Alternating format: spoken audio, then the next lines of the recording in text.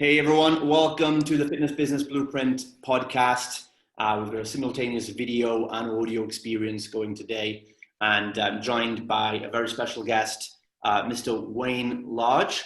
And I always say every guest is special on this show because I have so few of them. Everyone's asking me all the time, you should talk to this person, you should feature this person, you should interview this person. And to be honest, you guys know there's probably 30 or so episodes of the podcast, and only I think about 4 of them have actually had a guest on. And I think Wayne is going to be probably the 4th or 5th guest we've actually had on the show, because simply put, there's just so few people in this industry that are actually not full of shit and can actually talk about what they're talking about with conviction, experience, and integrity. And I consider Wayne to be one of those guys, and that's why he's here today. So I'll hand over to Wayne in just a second, and we're going to talk today a lot about helping you transition from being a personal trainer with a hobby, or a job, and helping you understand the differences between doing that and becoming a proper business owner. And rather than having a job that you work for, how do you create a business that begins to work for you? So with that said, I'm going to hand over to Wayne Large, who's the founder of Absolute Training and Nutrition and helps many fit pros with all areas of marketing and business. Hi, Wayne. Are you there? Hey, Justin. How are you? You all right? Very good. Thank you. Good to have you with us today for this educational rant. It probably will end up like that, mate. Yeah, it's nice to be asked. I appreciate it. And, it's nice to be on a being interviewed rather than interviewing, to be honest. It's good. It's good. Okay, cool. So just a bit of history, guys. I've been in the fitness industry full-time, working for myself, 15 years. Started the business out of the back of my car. Now I have multiple facilities. And I think last time I checked, we had about a team of 13 people that worked at Absolute. So through that time, it's just been I think what I wanted to get across today, guys, is the biggest thing for me, the biggest change in my business was when I stopped being a personal trainer and realized that personal training was my product, and I ran a business that sold personal training and started learning more about actual business and running a business. So all the dull stuff, man, all the dull stuff. So what do you think is, let's help the listeners or viewers to, get some clarity on where they are and really understand the severity of it. So I think a lot of people don't change because they're in denial, or they just have a lack of awareness of the damage or the consequences of how they're doing things. So what do you say to the personal trainer who's, says, okay, I get this, I should run a business, I should do marketing, I should have systems, blah, blah. But, what about the craft? What about being a good trainer? What about my certifications? What about continued professional development? What are you going to say to those trainers? What are they, to their credit, what's good about that? But also, what are they maybe not seeing in the long term? Okay. So first and foremost, people coming to you because they want a result. So if you don't have the skills and knowledge to help somebody and get them a result, then that needs to be a priority, because at the end of the day, that's your product. Do you know what I mean? So you have to know your craft. So if you don't know that, that's where you start. You have to, because you can't sell a product that's shit. So if it's shit, you need to get better and be able to deliver the result. What actually happens is people almost get addicted to that. I've worked with so-and-so, and they've got all these names after their, who they've worked with and what courses they've done and who they've, and I rarely ever hear somebody say, I actually spent today learning about VAT and tax and all the shitty stuff that none of us want to talk about, and business growth and investment and spending money and all this kind of stuff that actually takes you from being a personal trainer in the back of your car to an actual sustainable business where it gives you freedom to be able to do what you want to do. So yes, you should know. You definitely need to know your craft. You have to get results. We've built a business based on the fact that we get results. That's why we are as busy as we are today, because I'm not going to pretend that like I'm some special marketeer or some fucking amazing business person, because I'm not. I'm no different than anybody else. But first things we did was make sure that we got results, and that reputation follows us. But then to deal with all the amount of inquiries you'll get when you're good at your craft, you have to understand business. You have to understand onboarding. You have to make sure that your customer service on point. You have to make sure that then that client goes through an amazing journey and speaks highly of you. That's a sustainable business. Not having a shit service where you've got one person in, they hated it, they didn't get results, so they leave, and then you have to remarket again. Yeah, I think that's a good point that I see a lot as well is, PTs try to ignore the business side of it and focus on just being a good trainer until they actually become a good trainer, start getting momentum and referrals pouring in. Yep. And then they get stuck. And so, I think it's good for PTs to know that focusing on business and systems and taxation and marketing is not a distraction from being a good trainer. It has to be the natural consequence that you have to deal with by being a good trainer anyway. Because if you do, like I said, it's about giving that result. And we see a lot of trainers who think that they are the value, they put themselves on the pedestal, when it's actually about, it's the system you're using, it's the process you've created for getting results. That needs to be predictable, that needs to be repeatable, and that needs to be scalable ultimately if you want to serve more than 20 clients. Yeah. And so, I think we can help PTs see that this business stuff, it's not selling out, it's not, oh, I'm going corporate. It's actually going to help you to serve more people at a higher level and actually achieve the goals that you want to achieve by being a good professional.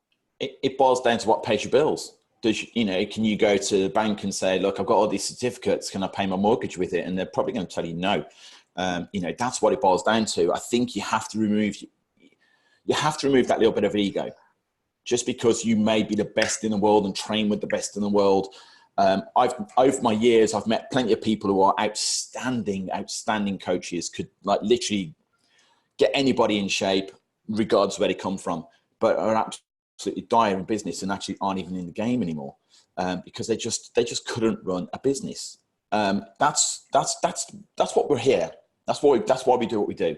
I think if you're in it just because you've got nothing else to do and you're just thinking, if you're 22 and you're thinking, well, I'll still live at home with mom and don't really mind, I'm having a bit of fun, cool. But, if it's something you want to do for the rest of your life and actually have a business that provides for you and the people you love, a business of substance, then you've got to change your mindset. You've got to stop focusing on the latest kettlebell course and start thinking about, I need to learn this shit. Now, the biggest one comes is when I speak to coaches and they'd say, well, I don't have the finances. I don't have the money to be able to do what you do. I can't spend the kind of money on marketing that you do. And probably like yourself, mate, what you find is they're spending more money on shiny shit to try and look like they're successful to everybody else. Because you go through this little phase when you start a business. So I'll never forget, I was a critical care nurse. I had a good career. I looked great in a dress. I told everybody I was going to leave. Told everybody I'm quitting nursing. I'm going to start a business as a personal trainer. And everybody told me that I would never make any money as a personal trainer. Everybody. And then to show people that, hey, I've done all right. I would flaunt my shit. I would put it out there. I would, just show off basically. But the funny thing was I hadn't actually really made any money. I'd probably hit about, 5-6K a month. But for me, going from being a nurse to like 6K a month was like, fucking hell, man, I've made it, this is it. Yeah. So I started trying to justify myself to people saying, look, I did the right thing. I left nursing and I left that. And then after a little while, I actually realized that's a load of bollocks because 6K and it's good money, but if you want to grow a business, it's a good starting point. So I stopped spending money on shiny shit and started putting more money back into learning, into growing, into developing my business really. Stop worrying about what people might think of me leaving a career, wife, kids and all that, how are they going to pay? We had 2 mortgages at the time. I was I was a shit, man. I was a selfish shit. But, you know, it all worked out. But the biggest take home note was I just stopped. I looked at what I needed. What does my family need to pay the bills? What do we comfortably need to be able to pay? And then how much money have I got left now to put into investment? And that's the biggest change in anybody's business. When you stop spending money on materialistic shit, and actually take that money and put it into your business, the growth is exceptional. Mm-hmm. Exceptional. Yeah, that's a big starting point when people ask, how do I get out of this freelancer thinking and become a business owner? I think I was saying to somebody yesterday, I think the first thing is you're going to change your definition of what you're doing and what your business is and what it's supposed to do. Yeah. And I think, like you mentioned, for a lot of us, we've only ever, when we're at that 5-6K a month mark, or we're starting to make it as a PT, we've only ever looked at or defined what we do as a replacement job. Yeah. You know, when I was out there making the same, similar position as you, I was making as a trainer, I never even thought of it as a business. I didn't see myself as some Richard Branson type. I thought business, that was for old people, you know, and and people that want to have Rolls Royces and things like that. I never even considered myself. For me, it was a replacement job. And it was like, hey, if I can work on the gym floor and take home $3,000-4,000 a month, I just need to work for myself and take $3,000-4,000 a month. And so that, of course, limited definition, a limited scope meant there was nowhere to go from there. But then as soon as I changed my perspective, like you said, and realized it's about, okay, a business, you know, am I trying to get busy in a job or create a business that can scale, that can reinvest money and grow as an investment vehicle? And that's ultimately how I define business, as it's an investment vehicle, just like investing in real estate or playing stock markets or buying a lottery ticket. That's an investment strategy, not a good one, but it's a strategy. And when you see it like that, then okay, this is something I'm just gonna invest my assets of time, energy, money, and skill into, and then get an exponential return on those things if it goes well. And you change your definition of business, then I find a lot of the trainers will start to actually think differently and start to slowly change their actions around it. And so, I think it's a lot about perspective like that. And I did the same thing too with you want to prove it to someone, you want to show, here's what I can get from this, and take out the car leases you can't really afford and do the rest of it. You know, you're earning $6K a month and you're buying a 15 grand watch, right? And economics don't work until you get to that point about giving, of like, what have I actually got to give through this? What was the point for you that happened? Like, and what happened from then? When did it start? When did it start becoming a business as the focal point, and what happened over the coming months when you did that? I'll never forget it. It was 2009. I was training people in the park and going to their homes and stuff. And a woman I knew said, like, I've got this little office next door to me. You can use that if you want. So I kind of took that, and I was just doing one-to-one in there. And then an actual proper studio facility looking thing came up, and my wife was pushing me, let's, do it. So I took on this space, and I'll never forget talking to one of my clients. He was quite a successful businessman. He'd started his business, one-man band, building up to, a multi-million-pound company.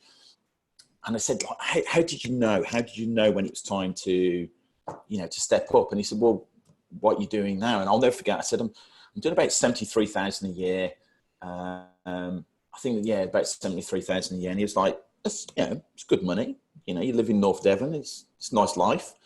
I said, yeah, but I haven't taken a holiday in 6 years. I haven't been out. I can't be sick. My weekends, I'm absolutely fucking battered. And he said, well, you got to think about what you're prepared to pay somebody. You need to bring in staff, and you're going to have to spend some money. And up until that point, I was completely like, no, I don't need to spend money. People come in for it. Or back in the day, you could put up a before and after on Facebook and literally sell a program without having to run an ad. In fact, one of my friends, John Kuzik, he used to moan at me because I weren't running Facebook ads. I was going, I don't need to run Facebook ads, man. I just put up a before and afters and just flood it. If I'd known then what I know now, it'd be a different story. But so for me, that was the biggest turning point. So I started, and I remember going off to LA. I could barely afford to go to LA. I know that sounds really odd when you're making 70-something thousand a year, but what you make on paper and what actual real business is a complete different thing altogether. But I went to LA and went to Fitness Business Summit and met guys like Bedros Keuilian, Sam Bakhtir, Chris McCombs, all these guys. And I'm sitting there thinking, you know what, I'm in LA, man. I've got a studio, and so Bedros is asking questions like, who's got a facility? And my hand's gone up because I've got a facility. I fucking made it. How many of you closed your facility to be here? And I'm thinking, fuck yeah, I have. Mm-hmm. So, you know what I mean? That's 5 days not training clients. That's 5 days of clients that I've now got to go back and try and catch sessions up. That's 5 days of clients where back in the day I was training, I was charging blocks. So that means everybody's block that would have been due has now been delayed a week and my cash flow's all fucked.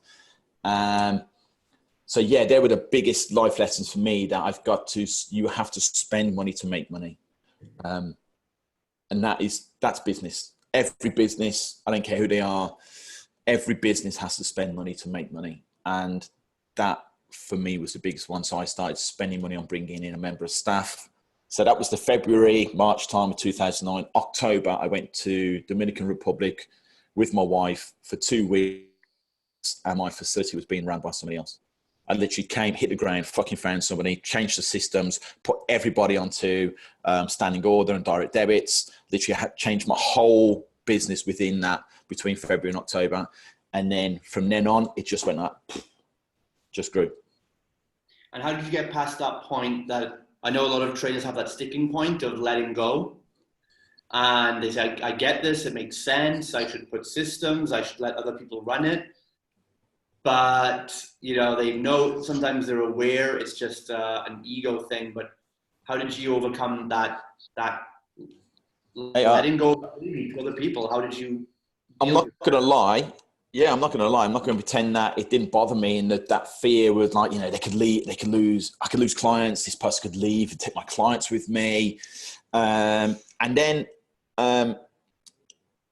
I don't know if somebody said something to me, or just kind of got this realization, you know what, that you can't live on the fact that you're a nice bloke and you get results. People need more than that. So I really just started to nail down on our customer service. I was prepared to do more than most, people in my area were ever prepared to do. So when trainers have come and gone, we've never lost a single client. Because we've sold them on the absolute, rather than, I think that's, you know, selling yourself as a brand or selling yourself as you. I think finding a good, strong brand identity really massively helps. So we sold the brand. So if they believed in absolute, like people will only buy Adidas shoes. They won't buy any fucking thing else. They believe in, you know what I mean? I'm one of them, right? So it's the brand. So yeah, I just really, really made sure that they understood that they were absolute family and they were absolute for life, and that's it. And so we've never done that. And I think if you're worried about a client leaving you for somebody else, they were never your clients in the first place. You hadn't won them anyway. And as for coaches leaving, look after them. Don't just treat them like your bitch. Just, you know what I mean? Don't treat them like they're not your bitch. They're, you know, bring them in, help them develop themselves, grow a business, help, you know, make them feel like they're part of the brand. And again, if it's you, if this is mine and you work for me, that attitude's shit. But if they kind of like, they don't work for me, they work for Absolute and they believe in the brand, it makes life a lot easier. A lot easier. Yeah. I know that's the big thing when it comes to hiring staff, is we do all this work to focus on attracting, retaining, and developing our clients. But then trainers don't realize that when it comes to now, you're at the point to have team members and trainers come in, you've got to have that whole other area of the business. It's like essentially another attraction, retention, and ascension funnel for your team members too. And your job is to mentor them and grow them. I think it was Alan Cosgrove or someone back in the day I learned from, that said, you know, when someone asked him, what if I put all this time and money and energy and I develop these trainers and they leave? And Alan Cosgrove says, what if you don't and they stay? You know, and so you see those team members as assets, as people that are going to grow and help the company as long as they grow. And, Yes. and you know, trainers will leave anyway, regardless. Like, clients are going to leave. There's no, you know, some clients will just leave at some point. It's just going to happen. And yes, these little things that people, I think, they're not prepared for the realities of business, because when they realize there's things ultimately that the larger their ecosystem gets, there's things that they can't control. And people just don't like that uncertainty. But Yeah. at the end of the day, it's like, if you want certainty, go get a 9-to-5 job and a salary. You know, It's still no certainty there, but yeah, you know, I think fear plays a massive part in a lot of it. I kind of flipped it there. You know, like most people, some people get scared of, like, you know, what if it does this? What if it does that? I guess I kind of flipped and thought, well, you know, I'm more fearful about how big it can get. Do you know what I mean? So I'm more like thinking, shit, you know, this is growing faster than sometimes I just feel like it's growing faster than I can keep up with. You know, and that's not to be like Billy Big Bollocks or anything like that. It's just the way it is. It's taken years. It's like, it's history. You know, it takes years and hours and dedication of sweat and just, you know what I mean? And some people, in the nicest way, and I'm not just talking about personal trainers, I'm talking about businesses, because one of my businesses is a creative marketing agency, and we speak to businesses, and I'm thinking, I really don't know how you even got to this fucking point, to be honest. But I just think sometimes you're just not cut out to be a business person. You know, and there has to be brutal honesty. You know, it's not for everybody. And I think the biggest thing is that little bit of fear, that little bit of, like, you know, you've got that thing over your shoulder where you're thinking, yeah, but, you know, I could lose it all tomorrow. And they get that fear factor. So they'll make good while they can. And if it goes shit tomorrow, then it doesn't really matter, because I'll go and get a job in Tesco's. You can't, if you're going to be, for want of a better word, an entrepreneur, you can't think like that. You know, you can't have that mindset. And some people can't get rid of that mindset. And I suppose the fear mindset. Yeah. And it's not made easier by all the people on their Facebook news feeds and their ads feeds telling them, you know, that's the next thing we get into, is the people telling them it's easy, it's 6 figures in 30 days, it's you know, the one funnel away from being a millionaire, and, you know, you just build like these 3 web pages in order, and you've got a 7-figure funnel. And you know, and then the YouTube ads, you know, where Instagram is the key to my successful 8-figure empire, or, you know, video marketing is the key. And so, you know, what do you think about the state of things right now with how trainers are influenced by these kind of messages, telling them 6-figure this, 7-figure that, it's easy, it's effortless, you just push some buttons, you just invest in my $5,000 magic ticket thingamajig? How do you think that's impacting the industry, and what do you think is going to happen, you know, in the months and years to come with all that stuff? Well, you know, firstly, the people making that money are the people who are selling them programs to the gullible. This is probably going to make me your most unpopular guest, mate. And I see it kind of like playing the lottery. If you're playing, see, I don't play the lottery, and not because I want to save £1 or £2. I don't know what it is, right? But it's because I really enjoy earning money. I enjoy the chase. I enjoy the journey. I enjoy making mistakes. I enjoy the fucking success. I love business. I actually love, whether we make money or whether we just grow or whether we just, whatever it is, I love the whole thing. So for me, I can't play the lottery because I wouldn't know what to fucking do with the money anyway. I'd end up like spunking it on watches and cars. So it's pointless to me. But the state of the industry, I think anytime there's lazy people, there's going to be a product for them. Okay, so again, probably not going to make me popular, but I just see it as laziness. You don't want to do the fucking work. You don't want to do the hours. You don't want to learn. You don't want to, I don't want to invest. I don't want to spend any money. I want to drive the nice cars and you know, and have the watches and all that and go on nice holidays. I want to do all that, but I want to do it quickly. I want to go from where I am now to there on 7 figures because this guy reckons he's got the 7-figure formula. I'll give him $5,000 and he'll fucking, no. You're just lazy. You're a mug, and if you bought into that and lost out, then you kind of got what you deserve.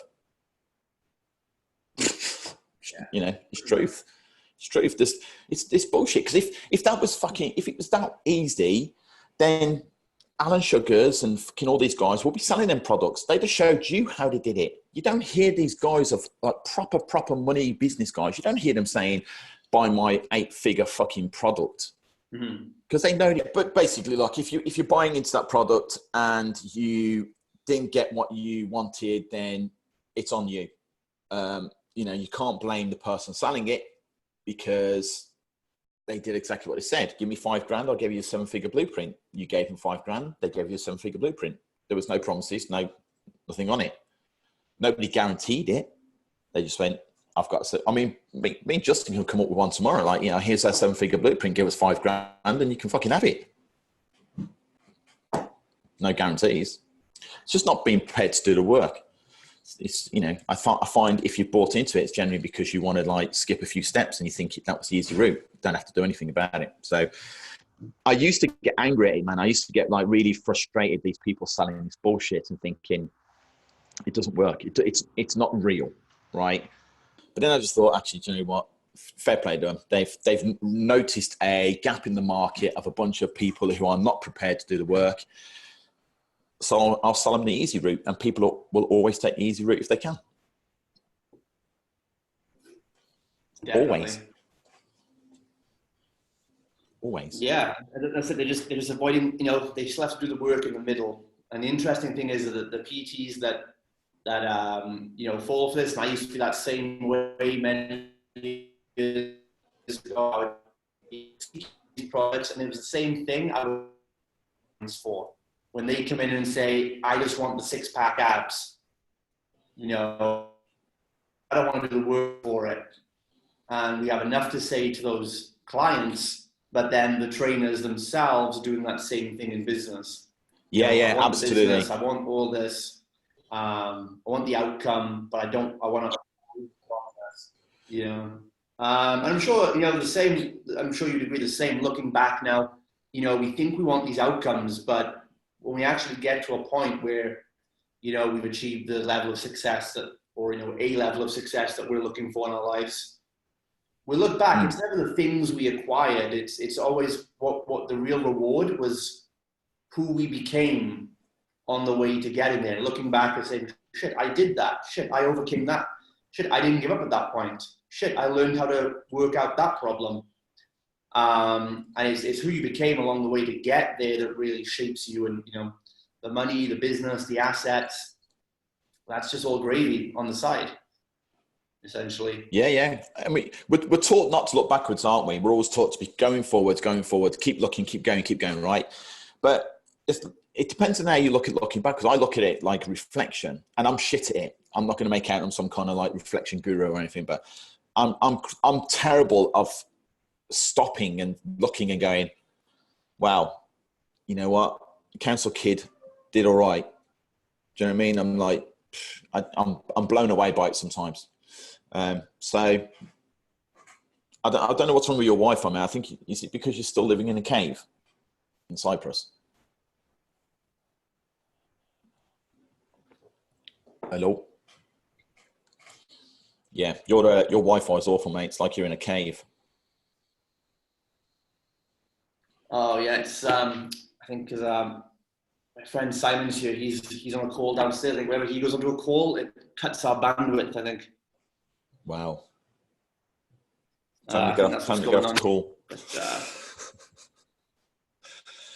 no, I just yeah, Wi-Fi's. I think if I had to give people takeaway messages from this, I would just be like, just be prepared to do what most won't, to have the life that most of you. Don't you worry about that. you know, some people rush straight out and get themselves another personal trainer to work with them. All the admin and everything else is shit. Hire an admin. Hire the admin first. Let them do all the calls to your clients saying, hey, really looking forward to seeing you tomorrow, Mrs. Smith. You know, most personal trainers don't do that. Give the client a call the day before. Hey, how you doing? Give them a call the day after. Hey, how you feeling? If you're a bit sore, why don't you just, it's your customer service, your follow-up. Most personal trainers won't do it. See you next week. And that's literally the last time they'll actually have any contact with that fucking client is the week later. They won't actually speak to them at any time. I will not tolerate that. I want my coaches contacting clients saying, hey, how you feeling? Great session. You know, make them feel like you're thinking about them. So, you know, it's just the little things. That'll be my take homes.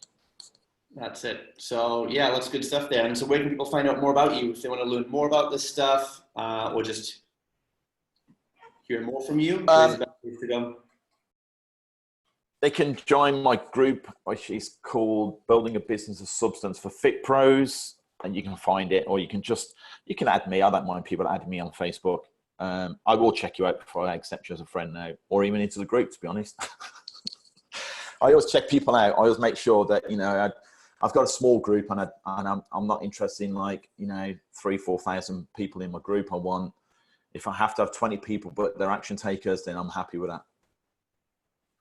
So. Perfect.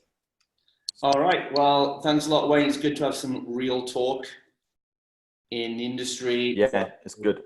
You heard it there, guys. Learn about business, even the mundane stuff. Get your customer service locked down.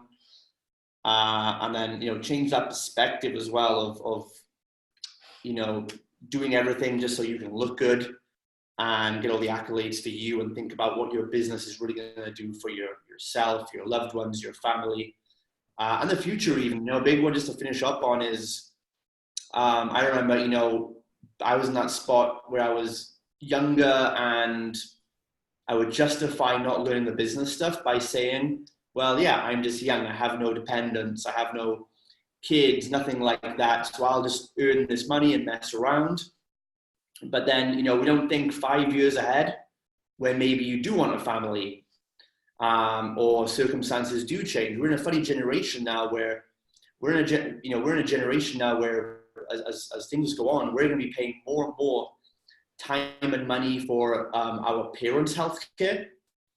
You know, yeah. And our own children and families when we have them.